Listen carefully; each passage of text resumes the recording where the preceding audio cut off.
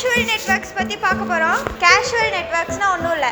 நான் எஃப்டிஎஸில் போன டைம் கொரிலேஷன் ஒரு டாபிக் நடத்தினேன் ஞாபகம். வேரியபிள்ஸ்க்கு இருக்க ரிலேஷன்ஷிப் பற்றி எக்ஸ் அண்ட் ஒய், அந்த ரெண்டு வேரியபிள்ஸ்க்கான ரிலேஷன்ஷிப்பை வந்து காட்டுறதா வந்து கொரிலேஷன். அதே தான் கேஷுவல் நெட்வொர்க்ஸ்.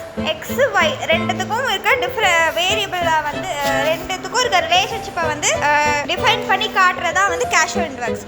இதில் வந்து கேஷுவலான டிபெண்டன்சிஸ் தான் இருக்கும். இப்போ நம்ம அந்த எஃப்டிஎஸில் கொரிலேஷனில் பார்த்த போது ரெண்டுத்துக்கும் எதை டிபெண்ட் பண்ணியிருக்கு, இதை சேஞ்சஸ் பண்ணால் இதில் எப்படி சேஞ்சஸ் ஆகும்னு ஃபுல்லாக பார்த்தோம். அதில் 4 types positive, negative, partial, fully அதில் எல்லாமே பார்த்தோம். பட் இதில் வந்து கேஷுவலான டிபெண்டன்சி நார்மலாக வந்து எப்படி கேஷுவலாக டிபெண்ட் ஆகிருக்கும் அப்படின்னு பார்க்கறதா. இதில் வந்து டைரெக்டாக இன்ஃப்ளூயன்ஸ் பண்ணியிருக்கோம். ஒரு டேட்டா செட் இன்னொரு டேட்டா செட்டை வந்து டைரெக்டாக இன்ஃப்ளூயன்ஸ் பண்ணியிருக்கோம். அவ்வளோதான் வந்து கேஷுவல் நெட்வொர்க். இது வந்து காஸ் அண்ட் எஃபெக்ட்.